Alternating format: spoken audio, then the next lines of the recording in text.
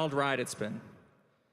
When I launched Silk Road, buying a whole Bitcoin would set you back less than $1. Pocket change.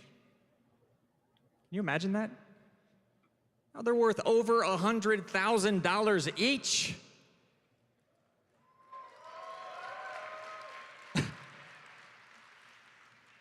Back then, there was just one exchange you could buy them on, unless you wanted to scour message boards or go to local meetups.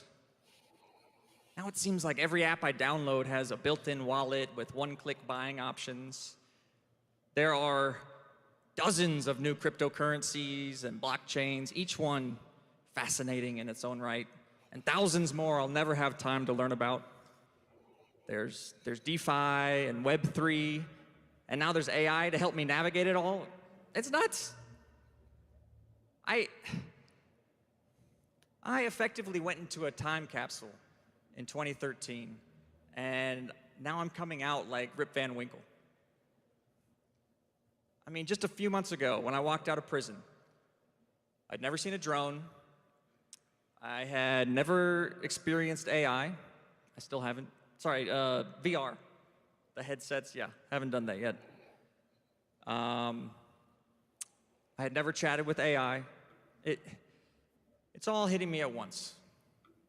The freedom, the new technology, the fact that I have a future again.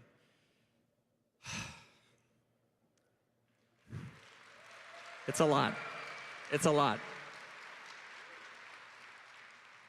I mean, I was in prison, and now I get to live through this incredible time with all of you. What a blessing. What a miracle. What a gift. So, when it comes to new tech, I feel like I'm way behind the curve. But I'm starting to suspect that maybe we're all feeling that way, at least a little bit. I mean, everything's moving so fast right now, and it's kind of thrilling to imagine where it's all going, but that question remains. How do we take the next leap? How do we go from 10 to 100? Because of the speed, because of the chaos, it's more important than ever to stay true to our principles. It's easy to lose sight of principle when everything's happening all at once and there's 1,000 things pulling your attention in every direction. Principles should be simple and few. And today I'd like to mention 3. Freedom, decentralization, unity. Remember, yeah, you got it.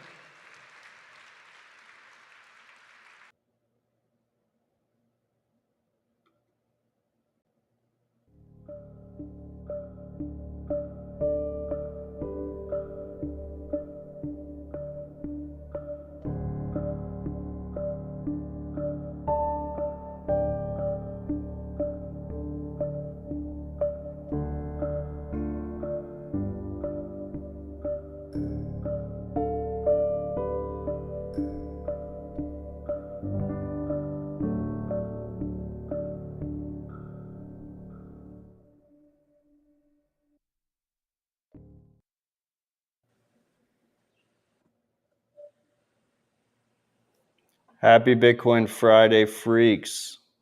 It's your host, Odell, here for another Citadel Dispatch, the interactive live show focused on actionable Bitcoin and freedom tech discussion. Today's intro was Ross Ulbricht, his first appearance, in-person appearance since being released from jail. He got a presidential pardon after founding the Silk Road. Incredibly profound moment. That clip was 3 minutes and 21 seconds to be specific. A longer 25-minute keynote that he gave in Vegas at the annual Bitcoin Magazine conference yesterday. I encourage you all to go listen to the whole thing. It's on Bitcoin Magazine's YouTube. It's also on posted on Nostr. So you can go to primal.net/Odell if you want to watch it there. But I encourage you all to watch it at some point. It's just really wonderful to see him free, and it was important for us to highlight that. While we're on that topic, I just want to remind everyone that we have 4 open source developers currently facing jail time. We have the 2 developers of Samurai, and we have the 2 developers of Tornado Cash. We need to get them out of jail. We shouldn't be putting open source developers in jail for self-custody, privacy-focused software. If you want to support their cause, the legal cases are quite expensive. You can go to p2prights.org to donate with Bitcoin to help support their rising legal bills. On that note, I also want to thank all the freaks who continue to support the show. Dispatch is funded by Bitcoin donations. We have no ads or sponsors. You can support the show by joining the live chat at citadel-dispatch.com/stream and sending zaps. Or you can support the show by sending zaps to the post that goes out after the show is over at primal.net/citadel. Last but not least, you can support the show using podcasting 2.0 apps like Fountain Podcasts, which you can download in your favorite app store. The top zap in podcasting 2.0 for last week's episode was from Stimmy. He said, "Good rip. John's pretty based for a suit. Appreciate the business on air and mixing in new topics too." He zapped 10,000 sats. Thank you, Stimmy. With all that said, I have a good friend, a longtime friend. I think it's his first time on Citadel Dispatch, but he's been quite the staple on Rabbit Hole Recap for years. We have Arbedout here. How's it going, Arbedout? Thanks for joining us. Doing all right. Let me get the etiquette right here. Am I allowed to say sup freaks, or does Marty have that copyrighted? You can say sub freaks. I think he took it from someone. I don't know. He's not watching. Sup freaks. Marty doesn't have a leg to stand on copyright and trademark because he originally named his show Tales from the Crypt, which HBO held the rights Cease to. and desist. But yeah, there's Dispatch listeners are also freaks. So you're completely within your right to say that. Anyway, how you doing? I'm doing all right, man. How are you? I'm doing great. I mean, we both skipped Vegas, so it's kind of funny that we started the show off with a Vegas clip, but it felt important. Yeah, not that I love the Bitcoin conferences, but between family obligations and the way the conference crowd shakes out during, I don't know if I'm gonna call this a bull market, but during times like these, it's much more edifying for me to stay at home and join you on the rip. I don't know how you feel about it. Yeah, it's the family friendly move. I don't know. I'm trying to cut down on conference travel in general. Yeah, it's hard to leave the family nowadays. And there's so many. There's way too many. I mean, so this past week there was 3 conferences this past week. There was Bitcoin Vegas, and then there was the Oslo Freedom Forum, which I was sorry to miss. Which, by the way, freaks, I also posted the full Freedom Tech and AI track from the Oslo Freedom Forum on Nostr. That one's like 5.5 hours, but there's a lot of great content in there that you should consider listening to. And then I guess there was a Bitcoin Ireland conference that happened at the same time, which seemed like it was relatively large, at least I guess for like an Irish conference. And then coming up is Bitcoin Prague, which is a massive conference that I'm also skipping. But yeah, anyway, there's a lot of conferences now. When we first met, there weren't many conferences, particularly Bitcoin conferences. There were a decent amount of crypto conferences. Oh yeah, you had to go to the blockchain conferences and hope there was some Bitcoin content, and there were few. Yeah. You know what it makes me think of? There's that scene in Fight Club where the two of them are they're going through the car lot, banging up the cars and saying, "Hey, there's a Fight Club over here. Did you start that?" And Tyler Durden responds, "No, I thought you did." And that's when they realize things are getting way bigger than when they first started. It's like that. Yeah. Like Bitcoin Prague, Bitcoin Ireland. What? Yeah, that's our life now. Yeah, and I see a comment from a random npub that the username isn't I3I2IZ, saying every time you hear stablecoins, think CBDC. Yeah, corporate bank digital currencies. Yeah. I think in practice that's probably how we'll see CBDCs rolled out, and people will like say, well, actually, it's not a central bank, but they were probably one of the main focuses of this year's Bitcoin Vegas, which is definitely a trend to watch. Arbedout, you said we're not in a bull market. You don't think we're in a bull market?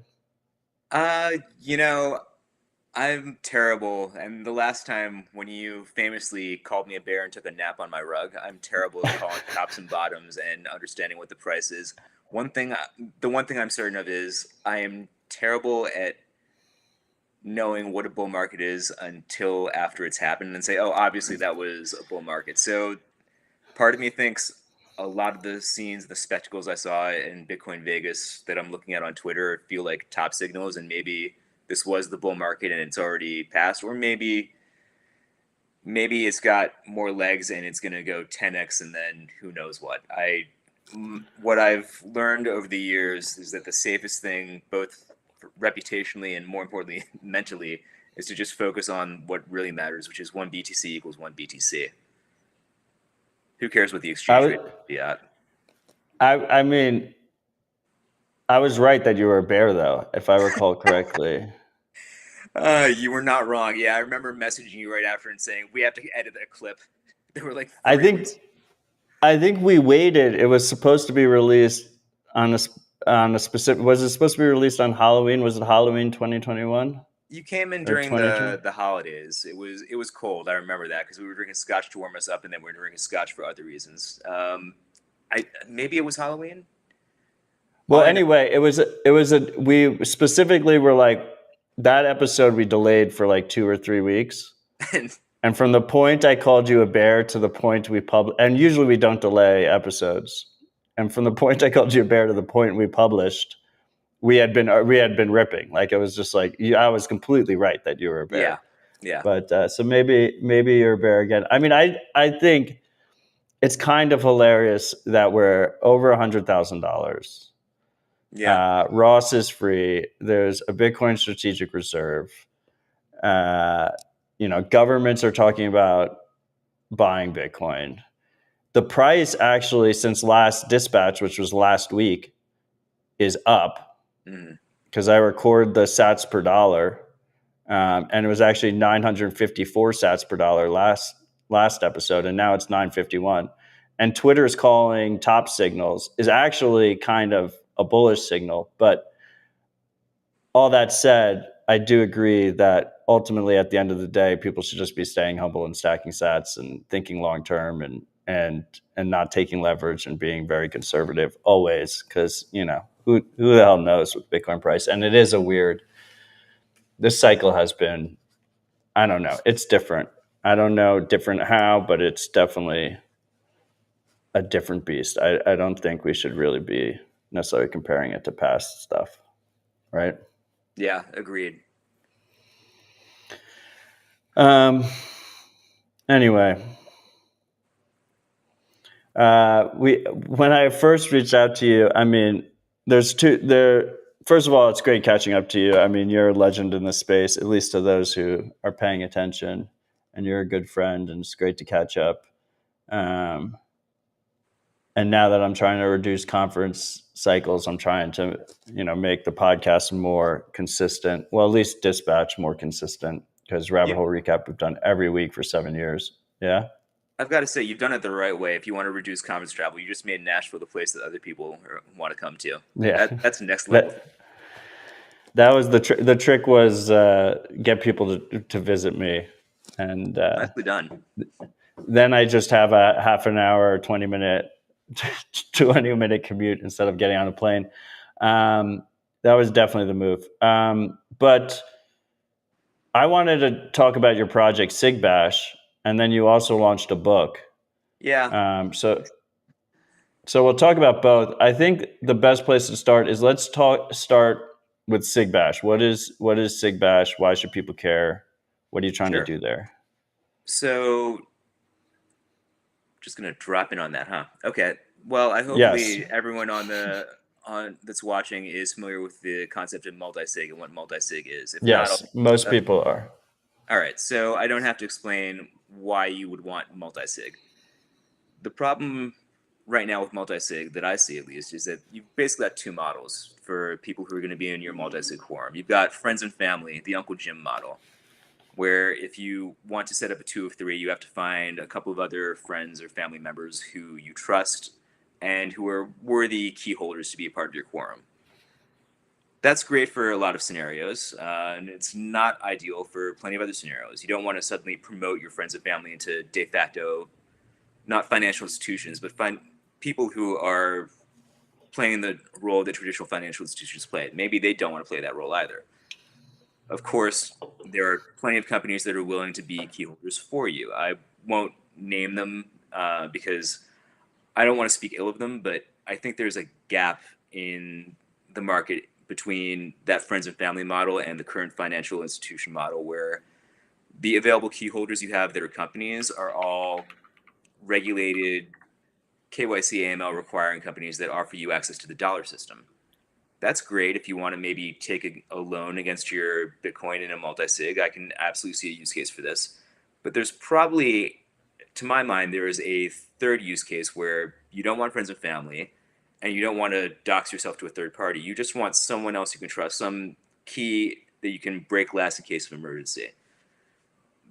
When I was thinking about that, actually, I'll give you the thought process. It was right after, literally, I'm going to dox myself horribly here. It was right after my daughter was born. And I mean, I'm in the hospital room with my wife waiting for them to bring my daughter to us for the evening. Your mind is reeling in that scenario. You're taking on this whole new level of responsibility, this whole new chapter of your life. And of course, my brain at least ran away screaming for 15 minutes and started thinking about multisig and how I wanted to use multisig and why I wasn't using it. My existing multisig wallets weren't quite working for me. And I said, someone should fix this problem. 2 months later, when I come up for air because you've got a newborn, I start working on what is now Sigbash. The basic idea is built on top of, it's not my original idea. It's Michael Flaxman's idea of what he called blinded expubs. I don't love the name of that because it implies blind signing, and blinded expubs aren't quite that, but I'll explain the concept. The idea behind blinded expubs is you can take an expub, derive a random path from it, derive a random path for it, derive a child key using that random path, and if you've got the randomness right, the holder of the expub won't know anything about the child key until you present them the key for signing. So I thought about that for a bit, and I thought, and I realized, well, if you bake that into a client-server model where the master expub was on the server and the child generation happened on the client in the user's browser, you could create a key that the server never knew about at any point in time. Why is that interesting? Well, multisig by design right now, traditional ECDSA multisig, always, in every case, accidentally doxes you to your multisig members because you have to share your expo with them, which means everyone else in the quorum knows everything about you. They can find out your transaction history and your account balance trivially.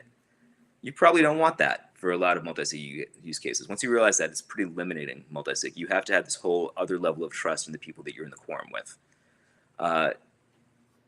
If you solve that problem, now you've got the ability to have a sort of break glass in case of emergency multisig, where you don't have to worry about KYC AML, you don't have to worry about trusting some third party.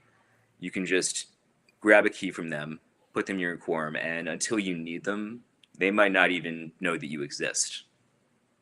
So that's the idea behind Sigbash. If you go to sigbash.com, you'll see you can fill out a quick form, press a button, you'll get a magic expub that I don't know anything about. You can drop that into your multisig, and hopefully you never need to use it. And if you never need to use it, I never know anything about you. Once you get to the point where you need to use it, of course, you're sharing a PSBT with me, and then I know what you need.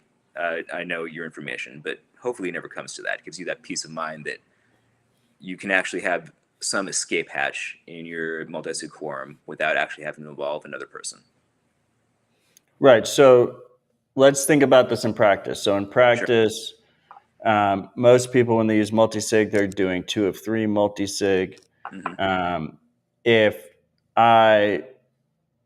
my nephew or my friend wants to include me in their multisig, I'm one of 3 keys, and they hold 2 keys.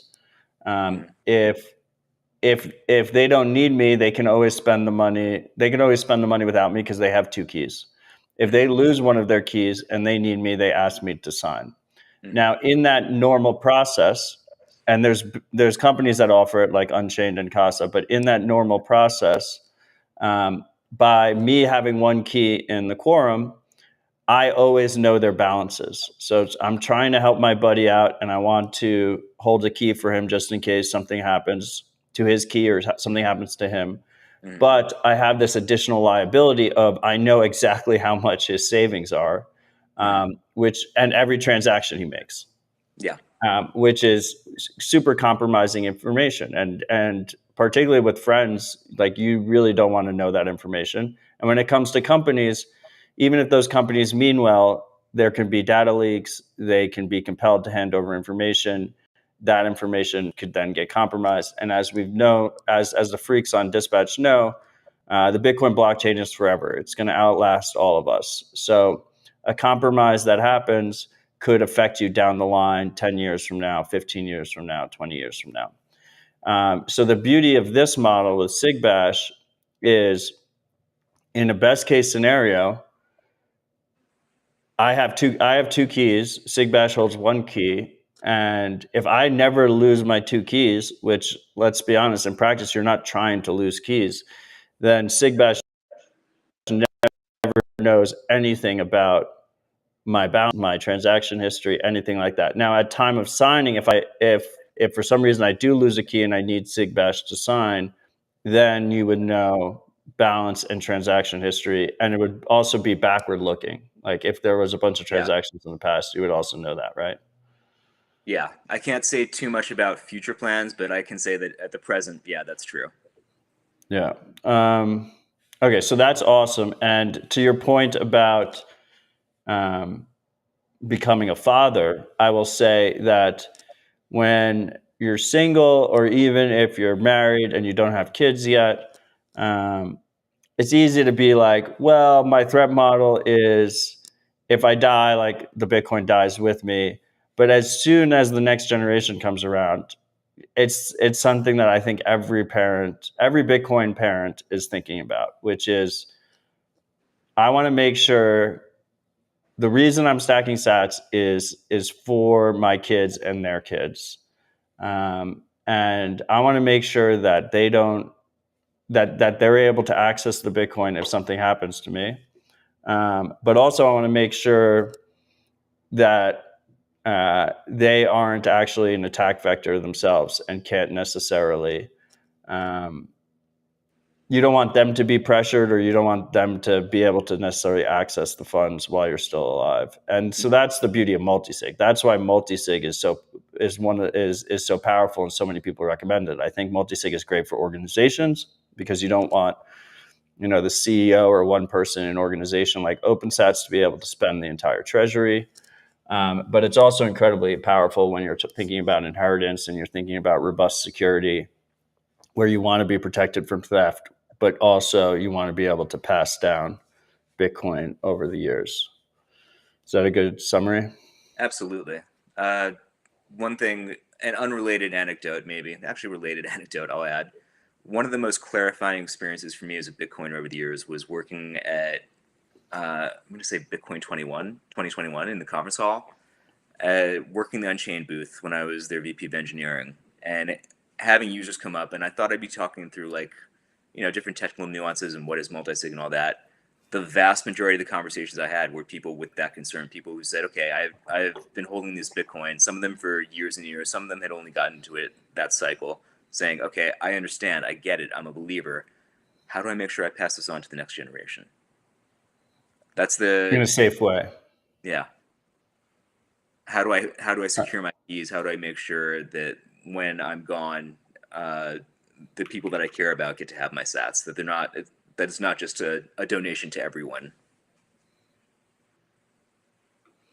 So yeah, I mean, as soon as you have a kid, it's like, it's anyone who, and it's not even as soon as you have a kid, it's like the 3 months leading up to birth, I think, is just like when you go into like full panic mode, and not full panic mode, but you're like, shit, I have to get my act together. I need to get my priorities in order. And if you're a Bitcoiner, that includes, how am I securing my Bitcoin? What is my threat model? How do I do this in a responsible way? It hits you like a bag of bricks. So Sigbash specifically, can we go through the process a little bit? So I go to the site. Sure. Go ahead. I go to the site. It's cool. It asks me very simple questions like, when would I like it to be signed? It could be when asked, after this date, after this block height, after passkey authorization. I assume that's not enforced on a protocol level. That's just something that you're enforcing on your side. Like, we're not going to sign in that situation. Yeah. There's stuff like signing if mining hash rate. That's, some people have conditions like, only what's sign going on with that? Different. So it turns out a lot of different people want multisig signing for specific conditions. Like, hey, I'd like an OTC contract that only executes when the price is this much, or I'm doing sort of OTC hash rate derivatives, that type of thing. Most users won't be into that. What I've learned is the vast majority will say it's either don't sign until after this date or don't sign until after this price, because I'm worried that the other person in the multisig has paper hands and will sell below a certain price. I don't love that we are a price oracle here, but there are some users that have asked for it. Right. After this date is cool for just a simple point of view. It's like, so like I give my heir one key, I hold one key, and like maybe I say like 20 years or 10 years or whatever, if that one key isn't able to sign with you until, I mean, you're enforcing on your side, but it's a very simple thing for inheritance. It's like very, very clean. To me, that's the most, I mean, there's a tendency I have as an engineer to just build all these different conditions and go down the rabbit hole. But most people want to say, after this date, if I'm not around, if I'm not responding, assume the worst. Yeah, I love the idea of just simple tools that users can use in different creative ways. So then so then I do that and I request a key. Yep. What is the business model? Like, when do you charge when it comes time to sign? And then how much are you charging? Like, how does that work? So right now it's completely free. Shit. That's not going to be the case in the future. But if my long-term view of the business model is short-term, I want to get feedback from people who are actually using multisig, trying to understand their use cases. Now that we've enabled just point and click, you get an XPub. What are you going to do with that? It's been about 12 months now, so I've gotten a decent amount of feedback. So where I see the business model going is the version on the website is going to be pretty much free. We might take a transaction fee on signing, but it would be just enough for spam protection.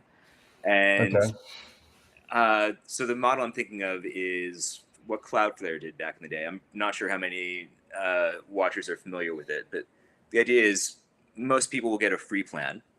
And then when you actually outgrow the free plan, you'll want something more like an on-premise solution, your own Sigbash. You won't want the shared infrastructure. You'll want, for the people who are using, say, Coinbase custody or something beefier than the friends and family model, they're not going to want a shared infrastructure. They're going to want to host their own Sigbash internally. So Sigbash.com will be, hopefully, as long as I can handle it, it'll be free or as minimal as possible, just taking a small transaction fee. And it'll be a way to advertise, you have this capability now, would you like your own on-premise or self-hosted version? And what, would I just like host that on a Start9, or would it be more complicated than that? I would love to do it on a Start9. You'd probably, the thing is, on the back end, when we sign PSBTs, it's not like those keys live in memory. You have your own air-gapped signer, so you're going to need more than one machine. Right. So Fair I'm enough. if somebody asks, Because then you just compromise the start. Like if I have a start 9 like sitting on my desk, then you just compromise that, right? yeah.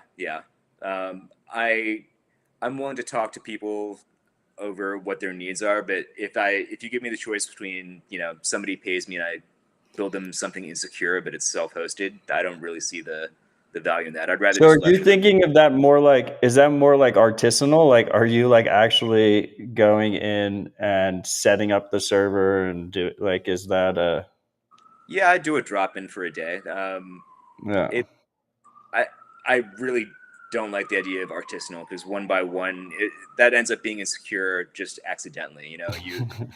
You end up having a solution that works for everyone, and also this one weird pygmy thing that somebody paid you for once. That's a bad idea. I see JCB asking in the chat, it's sigbash.com. Yeah, go for it. Asking for the domain, play around with it. Yeah. I also see Anon. By the way, Map21, highest zap of the day, 10,000 sats. Thank you, sir. And Anon said he still doesn't know how to log into apps with an extension using an iPhone. And at this point, I'm afraid to ask, which is ironic because you just asked the question. There is a Safari signer for iPhone on Nostr called Nostr. I think it's in test flight. But if you just search Nostr, it should come up.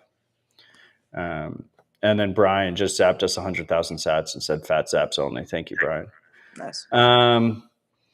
I think, dude, I mean, maybe the freaks will hate me for this, but like, I think you should charge a small fee on generating the key in the first place, and then you should charge something on signing it, and just make it a nice, sustainable project. Like, why? There's something to be said about having like a monetary incentive and sustainable sats flow to support it. I hear what you're saying, and I'm of two minds of this. Let's talk through it. You can open the business on air.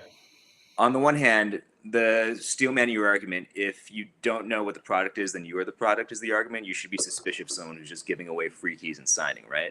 So just full disclosure, what I'm getting out of this right now is market feedback. I'm finding out from Bitcoiners, how are you going to use this now that you're getting these XPubs? No, that makes sense to me right now. Yes. If I really want this to be useful, then there are two things I have to be mindful of. One is that if it feels wrong to me to build a tool that users will rely on to keep them safe at night, and then say, okay, well, the worst has happened. In a case of emergency, break glass. Now I'm going to take my pound of flesh from you.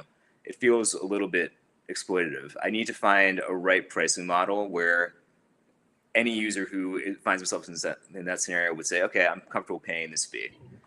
Up front, maybe that happens in the future. My issue is not the if you pay or the product, which by the way, I think is a little bit of a psyop because there's more nuance to that, because you can pay and still be the product, which is like what like X is and YouTube, like you're paying and you're still being data harvested and you're the product.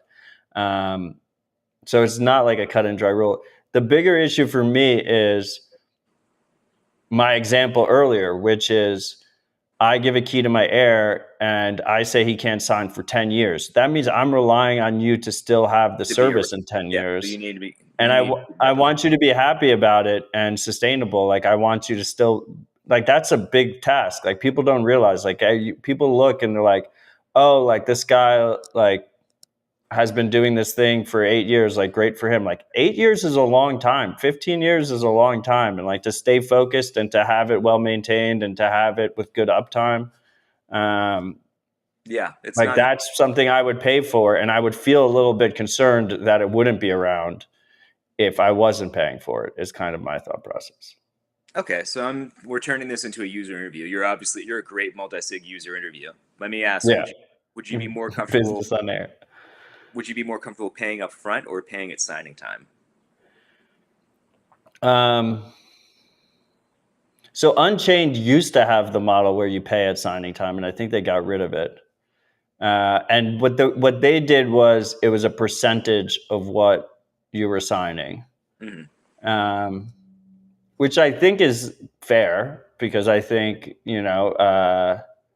presume like it's not like it's I'm paying you a portion of the money that you're saving me because otherwise I wouldn't be able to access that money.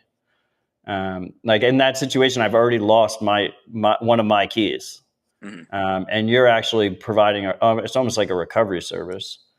The upfront also kind of makes sense to me. At least, I mean, you have all the different conditions, but at least in the after this time has passed, right? Because maybe you charge more if it's if I say I'm going to need you to sign after 10 years versus after 5 years. Maybe it graduates based on that time period. Because then the service, if someone comes in and is like, I'm only going to want you to sign after 20 years, that's a insane commitment. That's like a marriage level commitment.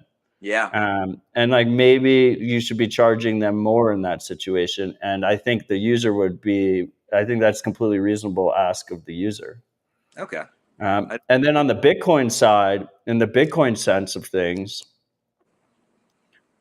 Sats flow up front is worth way more than Sats flow in 20 years. Like, what's the price of Bitcoin in 20 years? Yeah. So from your perspective, upfront payment, I think, is more appreciated. So I can go in both directions, and I think maybe the answer is both directions. Maybe the answer is, and then the last but not least is like, if you don't have upfront payment, it's so DDoSable. It's like I just go and just constantly request keys from you. Yeah, that's absolutely true.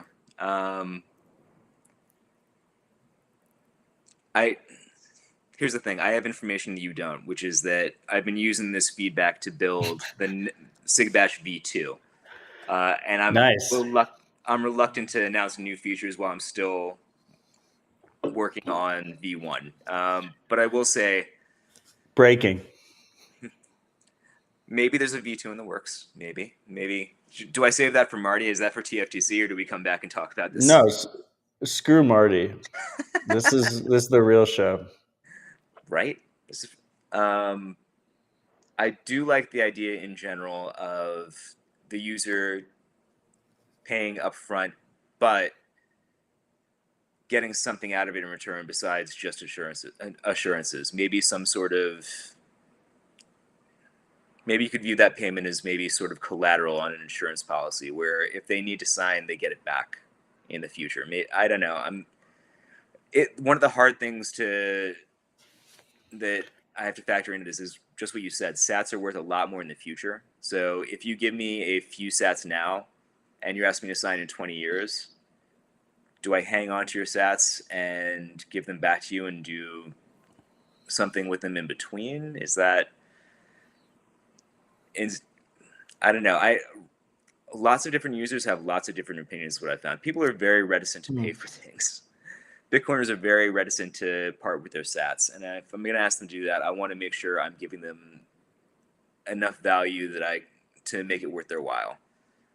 What I have noticed is Bitcoiners are not that hesitant to pay for insurance or inheritance related stuff, though. Yeah, that's true. Yeah, I don't know. I don't like the security deposit thing because then you're just adding another piece on your plate, which is like future sats liabilities. Yeah. And I think you could probably just the biggest issue with charging up front is these setups require some creativity on the user part. And what you really want them to be able to do is create a key, play around with it, load it into Sparrow, make a multisig, and then probably, if they really like it, then do it all over again. Yeah. So you kind of have that issue, which doesn't, like, if you just charge when signing happens, a percentage of the amount. And the beautiful thing there is you're signing a Bitcoin transaction. So it's like yeah, I'll sign your transaction. It just has to include this percentage fee to my Bitcoin address and the PSBT. Mhm. And it's like relatively clean. You kind of solve for a lot of things. But I think it's definitely something you should consider. I mean, look, this is all of this only matters if it's actually a used product and is successful. But I would say that I have a little experience with this with my I had a dead man switch service, Final Yeah, I Message. remember. That was really cool. And you know, even if you have a few users, you just feel this massive responsibility that Right. these people are expecting the service to be up for a while. And so what we did was we charged on a time-based basis. Mhm. And then like there was just better options that appeared, and like I really think like it wasn't going to be, we couldn't like ethically maintain it. So we gave like a 2-year warning period of like, we're going to keep this service up. We didn't allow new people to join, and it's like a whole thing. So like if you're getting, this is not something that, and I'm not making, if anyone is going to run a free service for 20 years, you're the type of person that would do it. So I'm not like making an accusation here or whatever, but my point is like, don't just willy nilly. And I don't think you overthink everything, if anything, but don't just like jump into it, because then you're without having a long-term strategy. Like you should have some kind of long-term strategy of sustainability and why you're going to keep the service up. And So totally there's a lot agree. of responsibility. Should I answer this message in the chat first before I respond to that? Yeah, you can answer any message in the chat.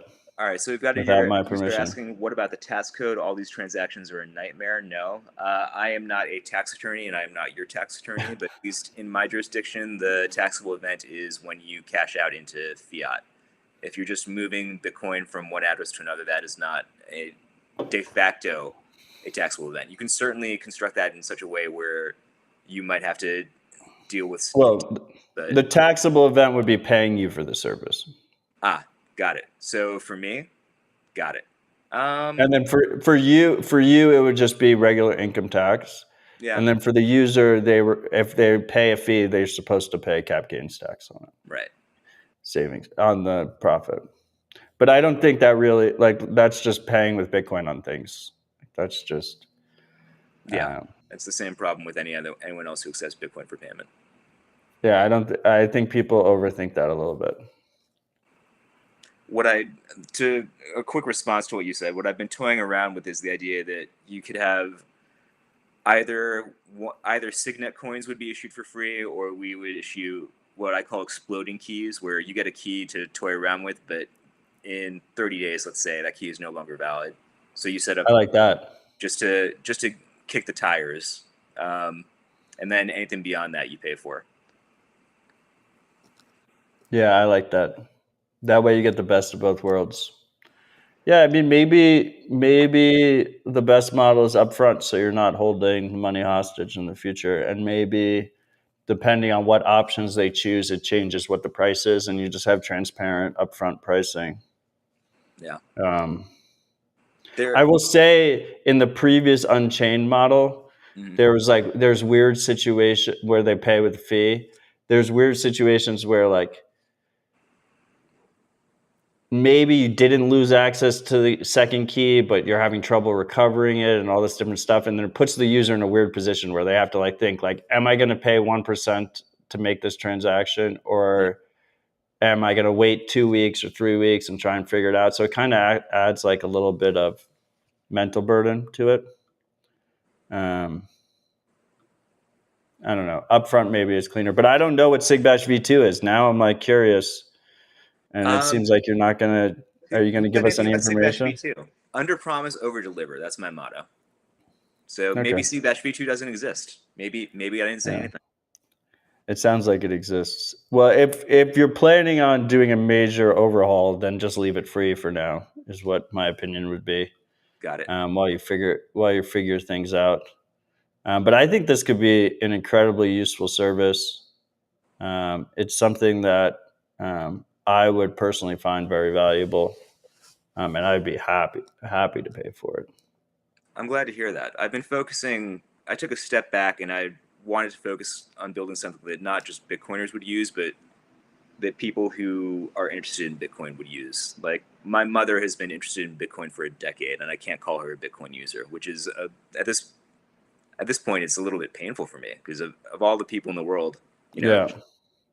But it's not due to lack of ability on her part. It's that there's a certain percentage of the population who were never going to get quite comfortable with the idea of XPubs or seed phrases. How do we serve them without accidentally forcing them to like a wallet of Satoshi situation, into something where they're just people who are just comfortable with point and clicking and scanning QR codes and Face ID? How do we help them? Well, I mean, the other thing, I mean, and we live in a brave new world now. I think a lot of people, when it comes to inheritance, are just going to, which I want to give them tools that don't make this the case, but a lot of people are just going to go into like Ibit or one of the ETFs and just have like Charles Schwab handle inheritance. Oh man, this might. I'll try not to turn this into a book talk. Wallet of Satoshi for suits. Yeah, I think it's on us to give users the tools to avoid that scenario. Some people will, just because it's second nature. Some people will because of the tax implications. I hope that there is no one who goes the Ibit Charles Schwab route because they found Charles Schwab's app to be easier to deal with. You know, my biggest concern is that users go either the custodial route or worse, the paper Bitcoin route, because that's what Ibit is. Yeah.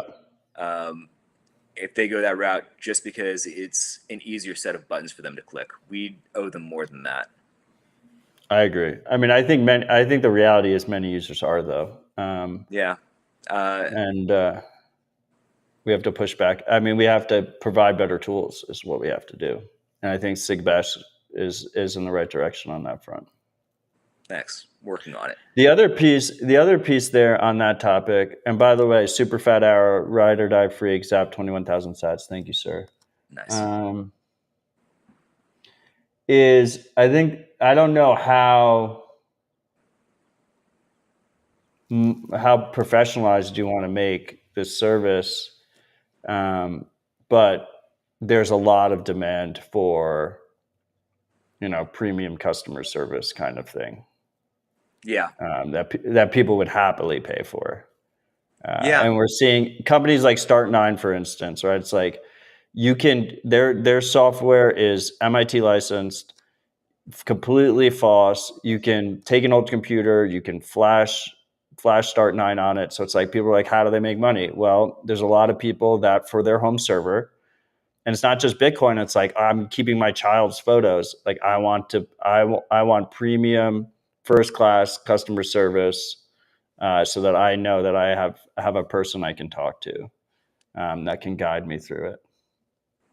That is the most appealing thing to me, where ideally I'd like to build a scenario, build the software such that I don't know anything, both for the user's safety and for my safety. I don't know anything about your balances. I don't know anything about your addresses. I don't know anything about anything. But if you have a problem, you know who to call. Yeah. So you have the underlying concept of multisig is it gives you peace of mind. It lets you sleep at night knowing you're not just dependent on one key. I think premium customer support goes hand in hand with that. Okay, awesome. So, guys, sigbash.com, play around with it. Give Arbedout your feedback. It sounds like it's very much a work in progress, and he's going to come out with a V2 based on your feedback. So, what's the best? Alpha. Don't let Marty know. We're live. This is an unedited show. No. I can't remove it after the fact. What's the best way for them to give you feedback? You can reach out to me on Nostr. I'm on primal.net/Arbedout, or if you're still on X, I am too. You can DM me, twitter.com/Arbedout. Awesome. X.com. You can't dead name X. Yeah, Zitter. Yeah, I'll put those links in the show notes. Okay, now I want to transition. You released a book. Yeah. You just like ninja launched a book on us. I saw the post on Nostr. It's called Something More Profound. What is this book? What is it about? Give us the rundown. Sure. It is about the political economy of network protocols. And by political economy, I mean I'm using a definition I lifted from Dr. Susan Strange, who wrote States and Markets, that stuck with me. She defined political economy as posing the question who gets what and why for a given territory. So, who gets what and why on the internet? Um, Network protocols, the basic thesis is the protocols that underlie the internet, whether it's TCP/IP or HTTP or SMTP or the overlay networks, Tor, BitTorrent, and yes, Bitcoin. The rules that govern all that software were decided by developers and vendors and administrators in a sort of ad hoc process that was just meant to get the software up and running and working. And somehow those rules have come to govern our day-to-day lives. And we as users don't really understand or appreciate how we got there or what impact they have on us. So I wanted to do a deep dive exploration on how we got there and what impact they have on us and what rights we have as users. That's awesome. And I mean, I don't know how deep you want to go here, but you have a lot of experience in the protocol world. Yeah. I started as a baby network engineer back before BGP was actually widely used. BGP is the Border Gateway Protocol that governs the current existing infrastructure of the internet. And I sort of jumped in not knowing what I was doing and just knowing I wanted to be more a part of this internet thing.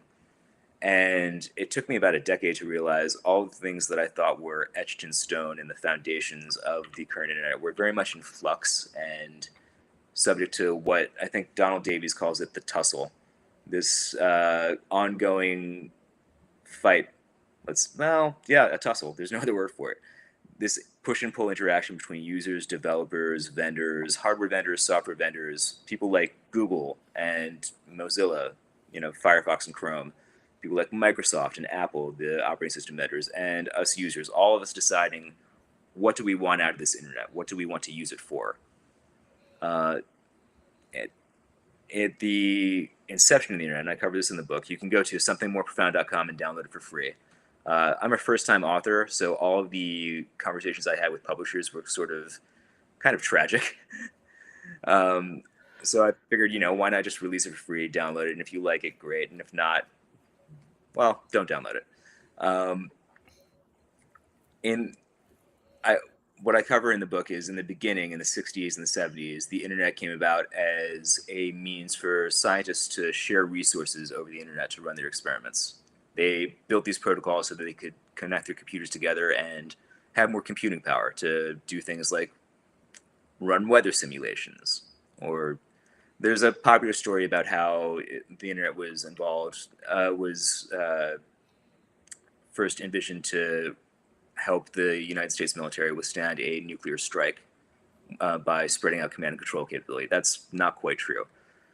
It was more about researchers being able to connect disparate resources to do things they couldn't in one lab alone. We went from that to academics using Usenet to communicate and share ideas. And then people started using Usenet to pirate software.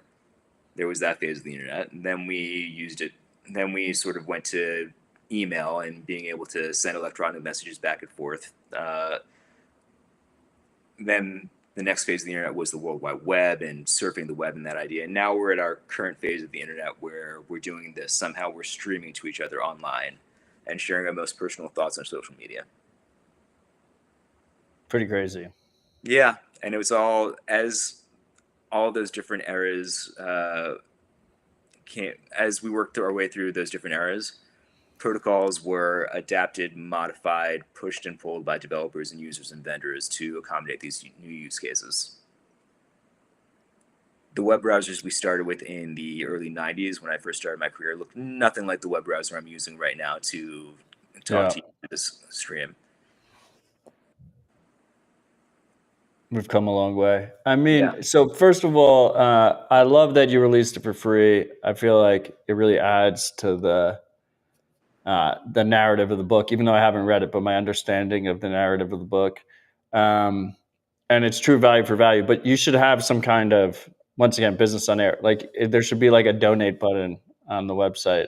So people, if they find value for value, provide If you're watching the Bitcoin game donations. and you like the book and you want to donate, I would ask you to donate to free the 4 open source developers that we talked about at the top of the model.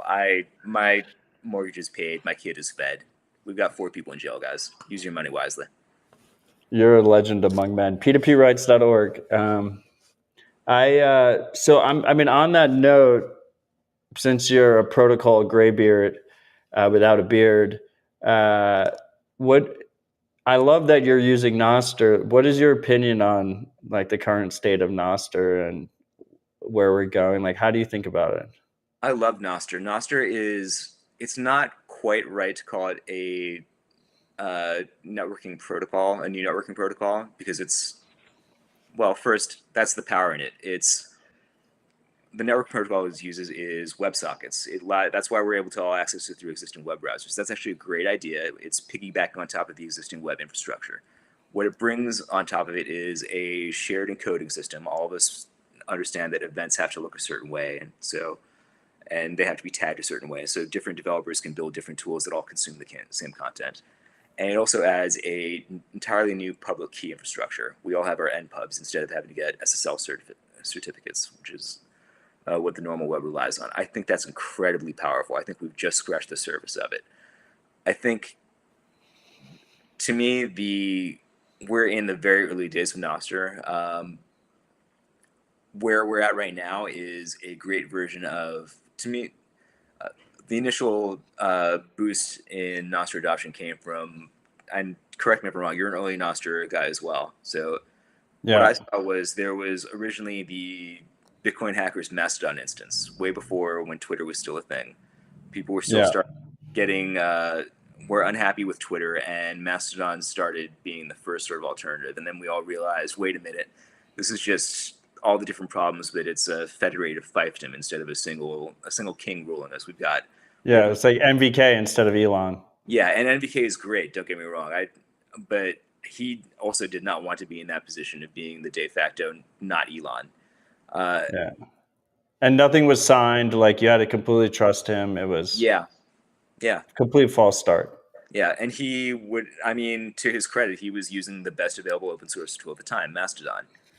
Nostr was not necessarily a response to that. Fjellhoff, to my knowledge, did not say, "Oh, you know what? We should build something better." But a lot of the users who were dissatisfied with Twitter and had already gone through that Mastodon steps jumped onto Nostr as the next step. So what that means is the original, and we're still in this late phase now, this first epic of Nostr, where we're seeing it as like a alternative to Twitter, Mastodon, social media, microblogging thing. I think it's so much more powerful than that. I think everyone having their own NPubs and signing their own messages and using that as a source of identity is what we had hoped PGP would be back in the 90s with the idea of the web of trust. We just managed to bootstrap it organically with Nostr. I think. But so on that note, I mean, so this is a conversation I have with a lot of people where they're like, I'm really excited about the other stuff. You know, Nostr stands for notes and other stuff transmitted by relays, but not necessarily the social aspect. Would you not agree that the reason we've seen limited success with Nostr, where we didn't really see the uptick on PGP even after years and years of tooling, is that we have the shitposts? Like, I feel like the shitposts are the bootstrapping mechanism for the social graph. Yeah. Because how are we going to exchange NPubs if you don't have like is that the key difference? I mean, there's other key differences, but like, why will Nostr succeed, or why does Nostr have the potential of succeeding? Because I do not think it's inevitable where PGP has failed. I think my answer to that is bootstrapping. I don't want to say bootstrapping trust, but bootstrapping an alternative to the PKI, the public key infrastructure. Getting clusters of NPubs together and finding ways for us to discover NPubs, and this idea of, oh, well, I at least know Matt gave me his NPub either on the stream now or on a business card, and I'm noticing Nat is following a bunch of other people, and I recognize their names. I'm not going to dig into their NPubs, but if Matt trusts them, they're in my web of trust, and I can at least, and spreading out from there. We build this core web of NPubs, and then we start building more and more use cases, because a lot of these people are going to be only tangentially interested in the shitposts. They're going to want to do other things. I think the problem with shitposts is they're not that they're shit, it's that they're posts. It's text. Text is not necessarily the most widely accessible medium for people. People want, internet users these days want images, they want video. It's all about TikTok and Instagram. I think building, and I've seen Nostrgram, of course, but building the next generation of tools that rely on Nostr is going to be, I think, it's going to go beyond social micromedia stuff and sharing media between users who are interested in that. Are you familiar with Blossom? I am not, actually. I've heard that once, but you're not the first person to ask me that, though. So Blossom was integrated into a bunch of clients. Primal has it. Nostr has it. I think Amethyst has it now. And it's a very simple spec. Just like Nostr is a very simple spec, Blossom is basically is Nostrifying media. Mm-hmm. So the spec is basically a video, a video or a image is hashed, just like the text posts are hashed. Mm-hmm. And then it's uploaded to a centralized server, just like we host media currently. But as a result, because it's hashed and then it's signed by the NPub, you have integrity, and you know who originally posted it. You know who posted it, and you have integrity checks because you know the file hasn't been changed. And then you can easily mirror it, right? So if you're using Nostr, for instance, you can upload to the Primal Blossom server, even though you're not using Primal, and then you can automatically mirror it to the Nostr.build Blossom server, which is a different media host. And then technically anyone can save those events and save the video. So like every time I upload Civil Dispatch, for instance, it's hashed and it's signed by my key. Anyone anywhere in the world can keep a copy of that. And if someone like you can always in the future check that file hasn't been changed, and you can mirror it everywhere. And so you don't have to it kind of solves similar problems that IPFS attempted to solve, but does it in a much simpler way, because it's not actually handling distribution. It's just handling integrity and authenticity on whether or not the original file existed. Maybe that's all we need. I think, just thinking out loud here, but from what you described, I'm guessing the way that ends up evolving, if it takes off, is that you'll have centralized sites that aren't relays, that don't subscribe to relays, end up republishing that content. And as long as we've got in our web browsers the extensions that allow us to verify the NPub and the hash content, maybe that's delivering most of the value proposition of Nostr to people who are never going to be on a relay. Yeah, and I mean, you don't even have to, like, for instance, like Primal right now, you press upload video, like the user doesn't even realize it's happening. Nice. Right? It's like, that's one of the cool parts. Like same with just regular text posts, right? It's like with PGP, it was always very clunky. Yeah. But most users of Nostr don't realize that, there's a hash of the message and that it's signed, or maybe they do at this point in the adoption cycle, but they won't. And same with the media. So I think the combination could be quite powerful. Yeah, I agree. Now I have to really check out Blossom once we get off of this. I'm sort of aching to. I know people can see me, so I'm not gonna open in a new tab and start banging on it. Maybe. And obviously, I save photos and videos, but it's a simple spec. Like you can just use it for any type of data. You could do it for PDFs. You can do it for research papers. You can do it for all sorts of things that you want to distribute widely, be relatively censorship resistant, and not and not have to worry about deep fakes and all the AI stuff that is going to fall on all of us like a wall of bricks. And I think people don't realize. I was thinking about that when you were describing it. Like, there's two sort of approaches to that problem. One is the WorldCoin approach, where we're going to scan everybody's eyeballs, and that's how we'll guarantee authenticity. But if you trust someone's NPub, if you're willing to say, okay, this NPub is this person, suddenly you've solved a whole class of deepfake AI problems. So where do you, just to put a pin in this Nostr conversation, like how do you think about, are we at a good spot? I go, up and down in terms of optimistic and frustrated on Nostr development. Like, do you think we're in a good spot in terms of development, tooling, adoption? Should we be concerned? I think we're in a good spot. I think Nostr, by its design, and this is one of the frustrating things, it solves a core problem with the traditional web experience. Right now, people are sort of okay with that experience, with relying on centralized servers for public keys and SSL certificates and being censored on social media. There's going to have to be some sort of traumatic event for people, for another wave of adoption, I think, for people to join Nostr and say, oh, here's why this is worth using. It's frustrating to wait to realize that, or maybe not realize. Maybe it's just my opinion.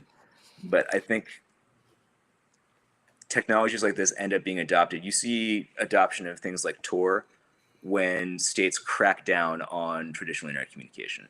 You're going to see rises in use of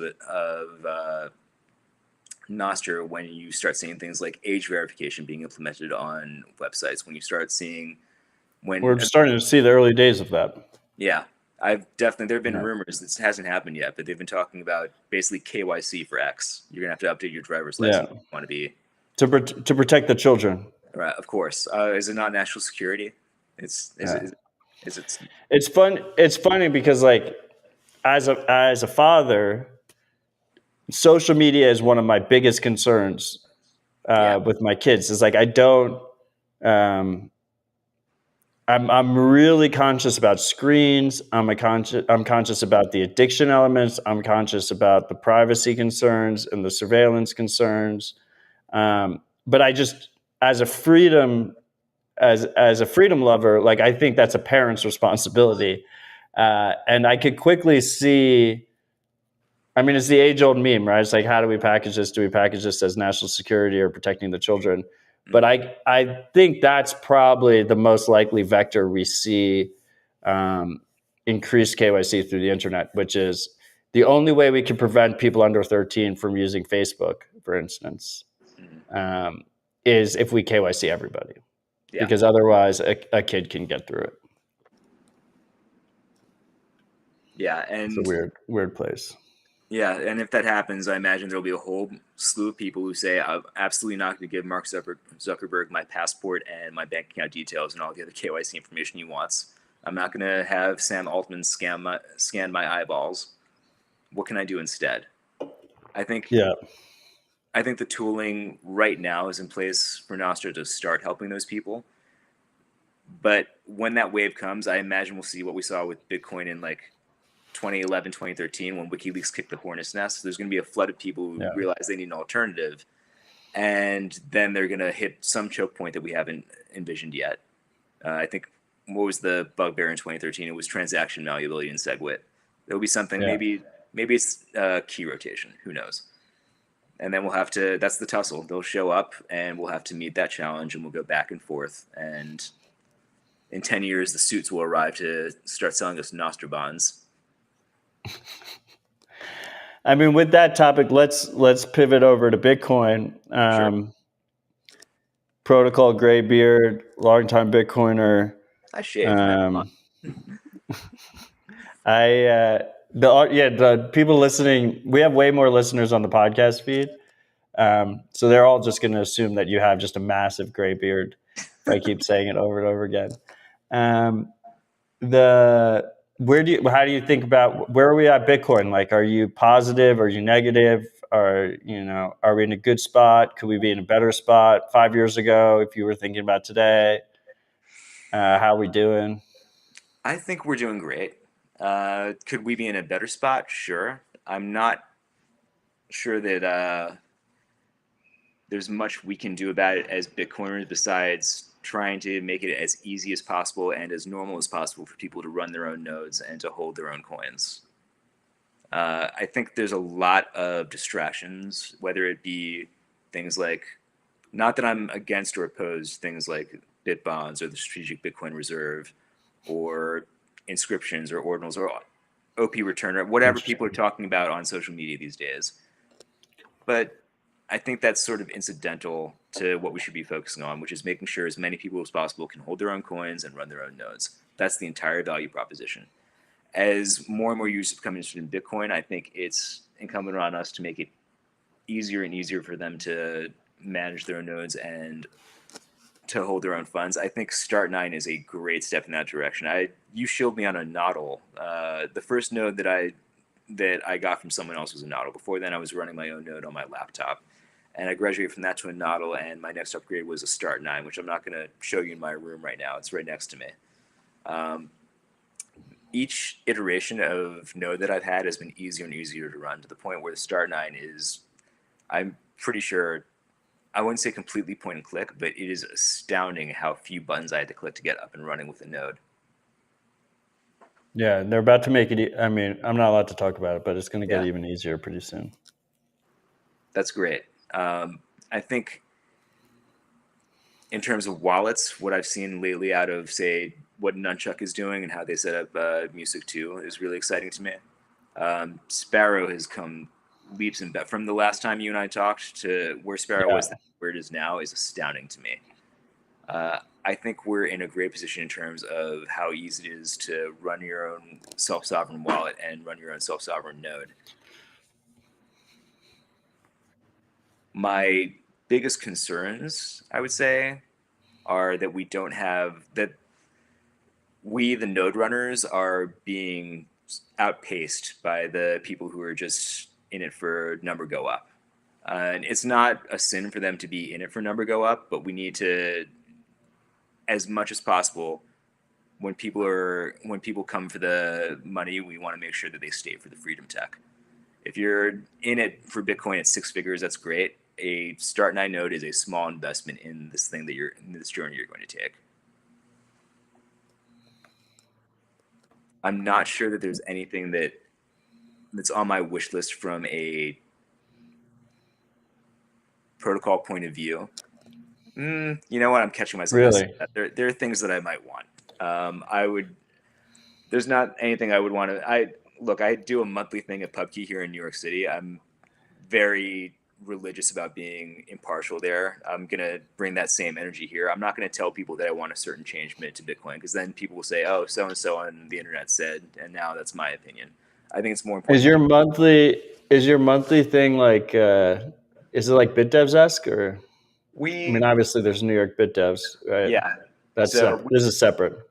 Yeah, we don't compete with BitDevs at all. And I love BitDevs, but for a lot of people, it comes off as being like the Latin Mass, where you go and you don't quite understand what they're saying, but you're there as part of the experience. You just sit there and everything goes over your head. Yeah, we'll bring on a guest to talk about whatever topic that people are talking on social media, and we will talk through, and we'll go through the audience and do Q&A and make sure everyone understands and on the same page. Okay, so it's the middle ground. It's like in-person dispatch. Yeah. Like I try and make dispatch like the middle ground between BitDevs and a little bit more accessible. I love BitDevs, don't get me wrong. I think that's where we met. Oh no, we met before that. Yeah. Well, I was still pretending to live in Austin. We met during Consensus when it was in New York, maybe 2018. Why are you doxing me, bro? I don't know. What am I doxing? You just said you do a monthly thing at PubKey. I do it from New Jersey. Yeah, fair enough. Yeah, that's where I live, New Jersey. Okay. I mean, on the note of Bitcoin, I mean, I think percentage-wise, the people that care about Bitcoin as freedom money is definitely trending down. Mm-hmm. But I think from absolute numbers, we have more people that care about Bitcoin and use Bitcoin as freedom money than we've ever had before. Like, it's not even close. Like, that absolute number is trending up.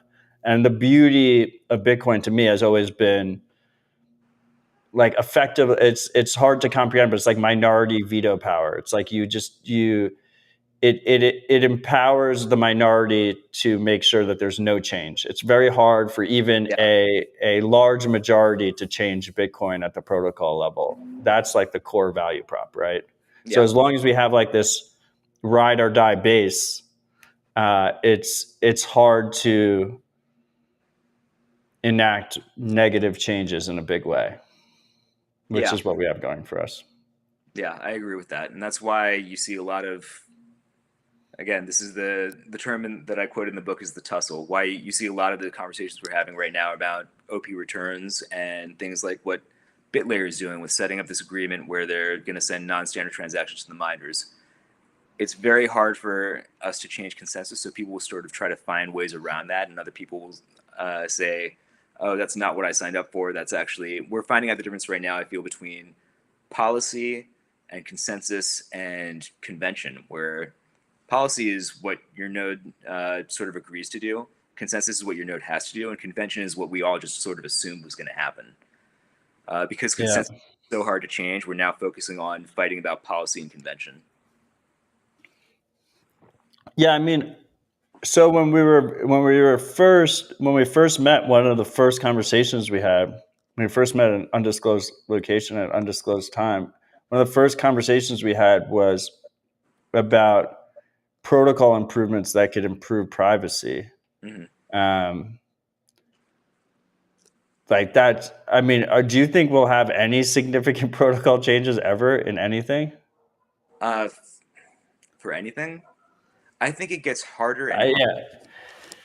I mean, I'm speaking. Sorry, continue. I'm speaking. It's not absolutes, but just like anything. Like, I feel like we're kind of near ossification, but I mean, ossification is a strong word.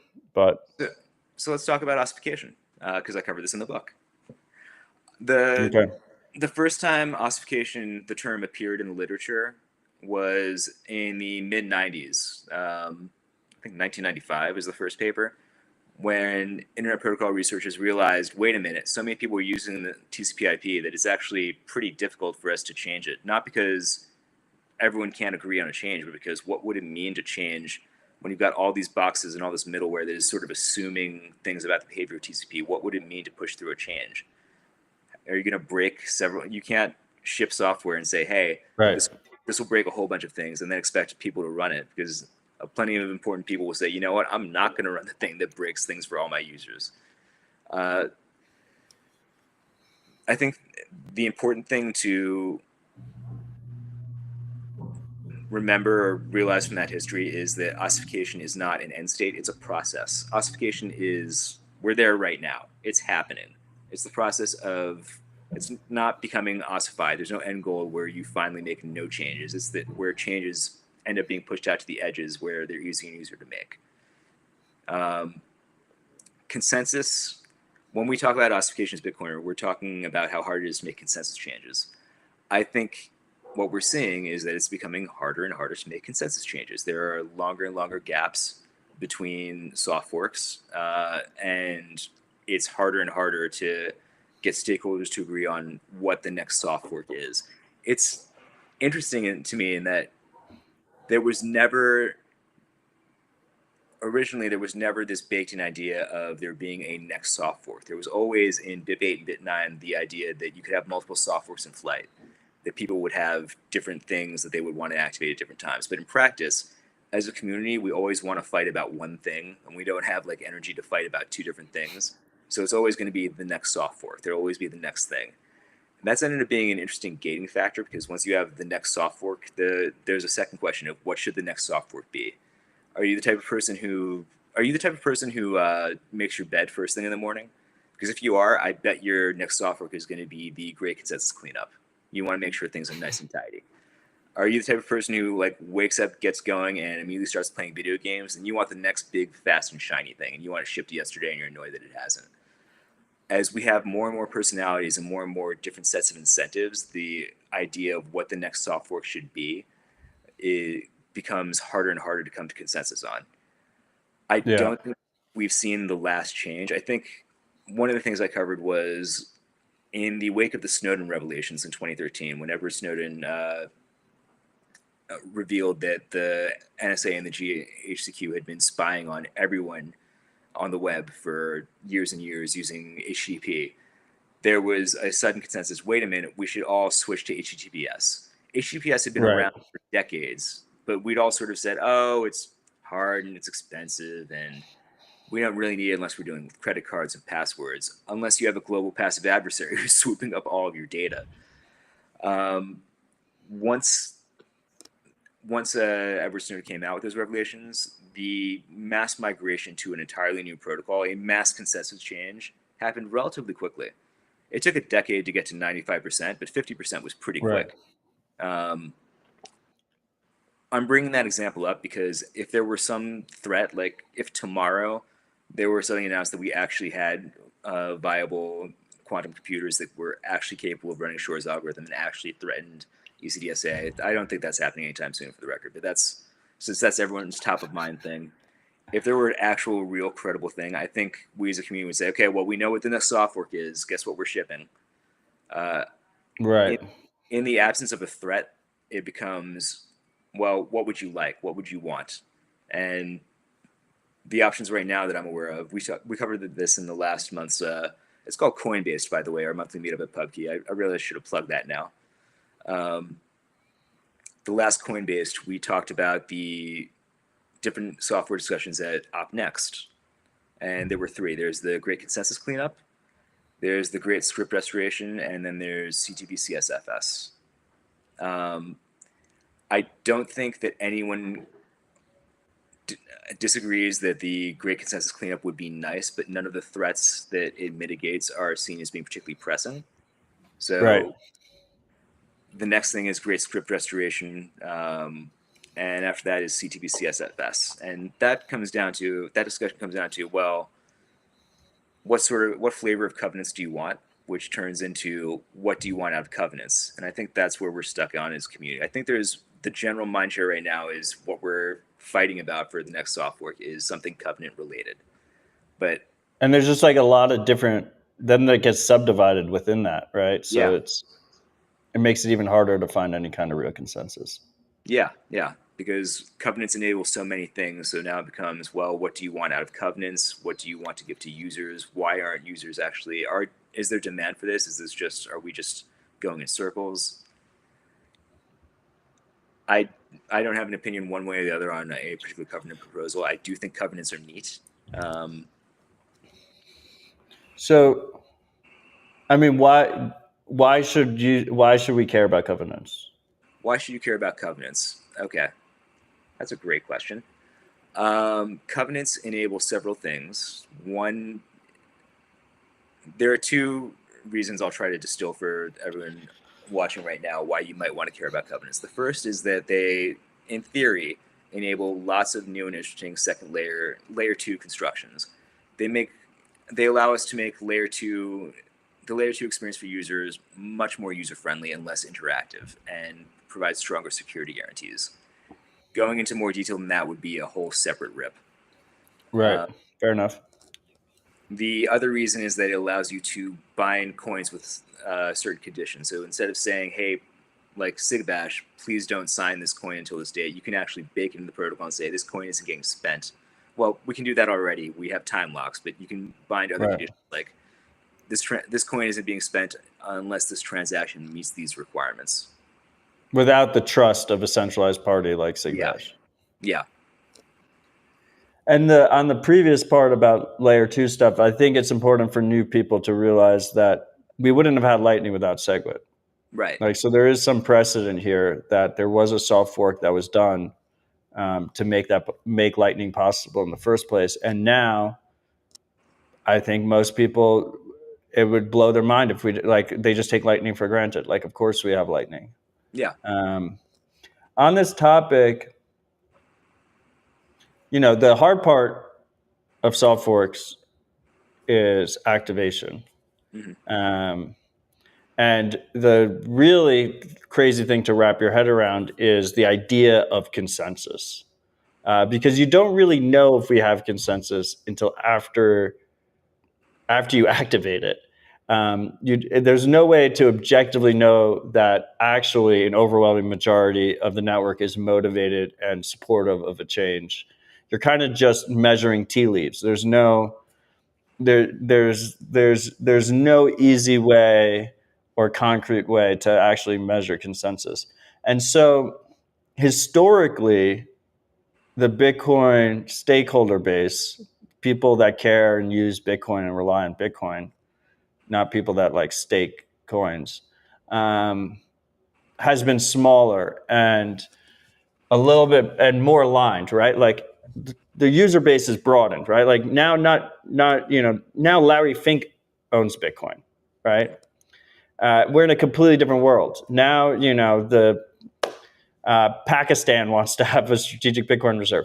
Where the views of the broader stakeholder base are way, way, way broader than ever before. And because it was more focused and there was more commonality, that Venn diagram of users was more overlapped. We've never had a soft fork activated that was contentious. This is And true. so my concern is that there's some people in the community that will argue semantics about my phrasing here, so I'm trying to be very deliberate about how I say it. My concern is that we activate a soft fork that doesn't have consensus. We think it has consensus, that's why we're activating it, but it doesn't have consensus. The response for the people that aren't supportive of that soft fork actually causes a hard fork after the fact. Because the only way you can stop a soft fork, or I've been told that it's not a hard fork, it's a chain split. It's a chain split. You would have a chain split in that situation, which is, for all intents and purposes, is a hard fork. You would have a chain split as a response to that. And so my question to you is, very controversial question, Oh boy. is the path forward actually deliberate hard forks? Because the problem with the deliberate hard fork is you don't have backwards compatibility on node software.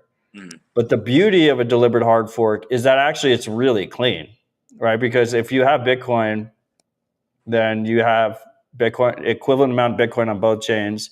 There's not many knock-on, like unforeseen side effects that could happen. You kind of know what the result will be. Then the question is, which chain becomes dominant? Because I don't think both sides survive, right? I think the lesson of chain splits is that one side will have 99% of value.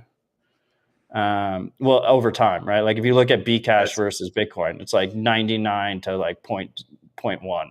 Yeah. What are your thoughts on that? I think hard forks should be the absolute last resort, but they shouldn't be something to be scared of. If we find ourselves stymied on the next soft fork for an interminable amount of time, and we realize something, and I don't see this yet about covenants at the moment, we realize that there's some feature that we don't just want or would be nice, but it's something we actually need to survive, or whatever we define survival as, then I don't think a hard fork is something to be scared of if the alternative is dying. I don't see that threat right now. I hate to use the quantum stuff as the bugbear, but that's the threat that everyone is in everyone's mind. Right. So let's say it's that. If it came down to we have to do a hard fork to save Bitcoin to fork in post-quantum signatures, or we watch Bitcoin die, I think we'd probably see that play out.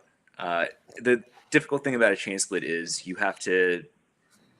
it comes down to what economic weight is behind which nodes on which chain. If you have a bunch of early hodlers and the exchanges on one chain and everyone else is on the other chain, even though the first chain has a relatively small number of people, if it's got enough hash power and enough nodes actually transacting economic weight behind it, it might end up being the it might end up winning. It might end up being the more valuable chain.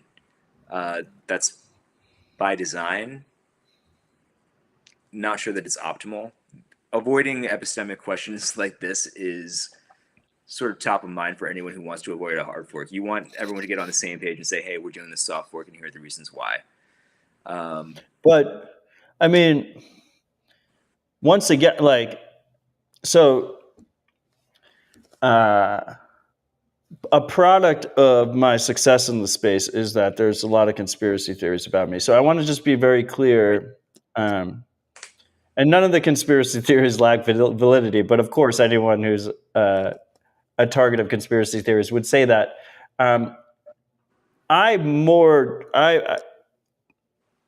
I sit in the place of, I lean towards no change on the protocol level unless it's absolutely necessary, like overwhelming majority. I'm not going to use my quote unquote influence, which I don't think I have as much as the haters would think I have, to push through a change. I actually am looking at it from the opposite perspective. So to me, what is more dangerous is a malicious soft fork in a lot of ways, or not malicious, but like a forced, like a soft fork that is pushed against the majority than a hard fork. Like a hard fork to me is way cleaner because you force the choice. I see. Because the response to a soft fork you don't like is effectively forcing a chain split. The responders have to do the hard fork, not the people changing it. Mm-hmm. Right? Yeah. Am I thinking about it wrong, or? No, I agree with that. Well, let's make this not theoretical. What's the malicious soft fork that we're talking about? Because we have to. Okay, so let's say that the powers that be will really want CTV. Okay. Right? Because I think quantum's a little bit, whatever, out there a bit. Yeah. They want CTV, and so they contact 80% of the miners, and they just soft fork CTV in. The only response if we don't want CTV is to chain split it. Okay. Well, then it becomes, we're not fighting against CTV, we're fighting against a de facto miner cartel taking over. Yeah. So would we hard fork if the miners were rebelling?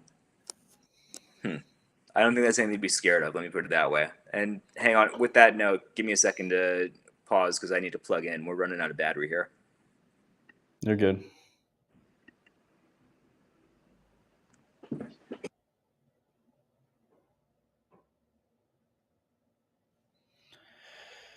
Freaks, if you're enjoying the show, share it with friends and family. Citadel Dispatch is available in all your favorite podcast apps. You can just search Citadel Dispatch, click that nice subscribe button. It does help. Leave a good review or a bad review. Any reviews, I'm not going to tell you to leave a good review. It does help. Okay, it looks like Arbedout's back. I used it to show the show. You're good. Let me think about this. I'm on the fly. Okay, so if we've gone to the miners to fork in CTV and we're going around the node runners, how do we deal with that? Are we hard forking them out of the equation? Yeah, I mean, you would have to force a chain split. Right. We've never seen, once again, I don't think because SegWit was like kind of controversial, but all the people that were against it went to Bcash. Right. Like there was a separate hard fork that happened pre-SegWit activation. Yeah, the August 1st, the BCH. Yeah.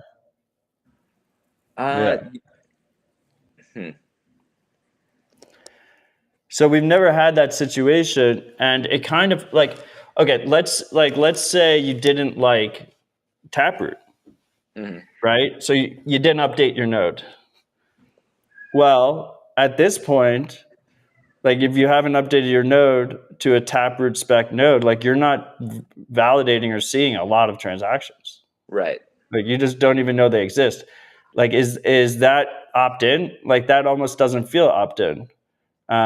But fortunately, we had overwhelming support for Taproot. There wasn't really opposition towards that. So is like entering this new era from a point of view of someone who wants, just a really stable money protocol that I can rely on. I think there's a decent argument that deliberately saying, in 2 years there's going to be this hard fork, and you can choose which way you want to go is in a lot of ways could be cleaner if we can't actually get to a point, which I think is kind of, unless in like an overwhelmingly like death Bitcoin situation, it's going to be hard to get to like a 95% consensus on a soft fork, and it's impossible to measure. Yeah.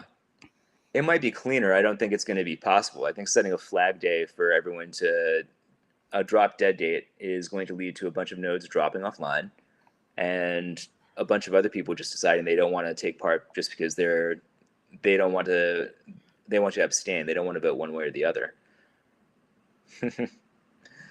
But then that chain dies. Yeah. Anon just zapped us 21,000 sats. Thank you, sir. I don't know. It's an interesting thought process. Like I don't know. I think people don't realize like anyone can hard fork if you want to.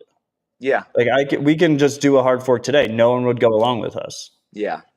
In a lot of ways, a soft fork can be, especially if pushed from a certain group of people, could be more insidious. No, more coercive. Well, let's go back to your Taproot example. You say it's not. If I didn't go along with the Taproot upgrade, let's say I didn't agree with it. I haven't upgraded my node. I'm running an older version, and I'm not going to see my node's not going to see or validate a bunch of valid transactions. It's just going to see them as anyone can spend. But I'm still able to send my coins to non-Taproot addresses. I'm still able to receive coins from Taproot addresses. Is that how non-opt-in is that? Is it? I've chosen not to upgrade, so I'm not taking part in. I'm not validating Taproot transactions. I can't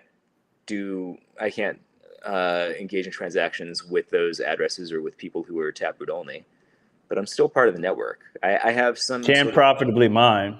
Yeah, that's true. At that point, I'm not seeing any of those nice juicy Taproot fees. Yeah. But I'm still holding my own keys. I still have my own coins. I'm still able to do something with them. I guess I have a limited subset of options, though. I can basically, eventually, if it goes on long enough, let's say 10 years down the line, I'm going to be in the same boat as the Paycheck Pub Key people are, who set up wallets back in 2013. My really only option is to switch to a new wallet or cash out. Yeah. I don't know. It's just something I've been thinking about lately. I feel like, I don't know. I mean, I deleted my X account, so I lost all this 200,000 history. But that was ballsy.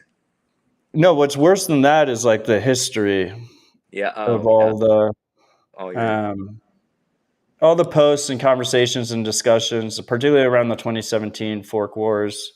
Oh, no. I didn't even think about that. But I've been very consistent about it in that I don't think hard forks are something to be afraid of.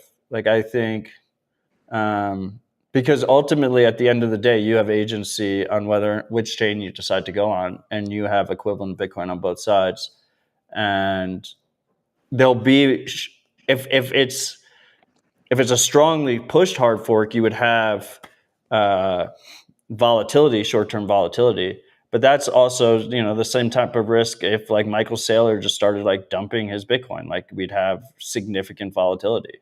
If a large holder decided to start selling Bitcoin, it is what it is. Long term, it should play itself out, and you should be better off for it.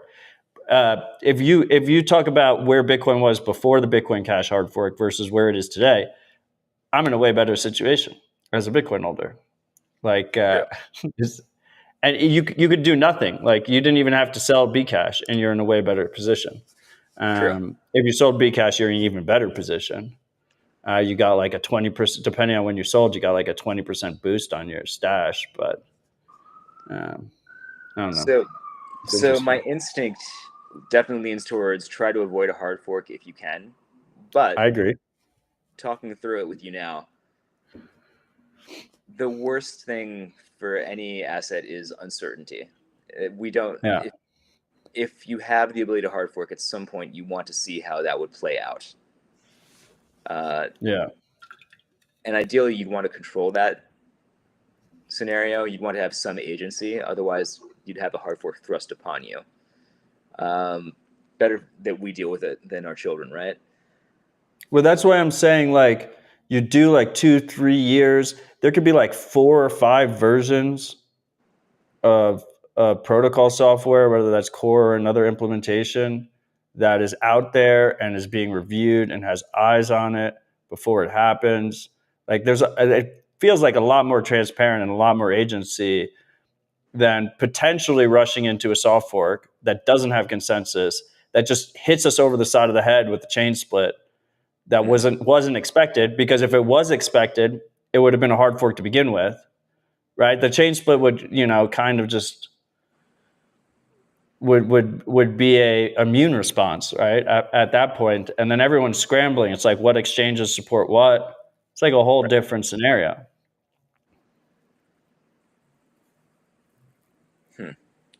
Like MVK's in the live chat saying that he's been sending us DMs because he couldn't get the live chat to work.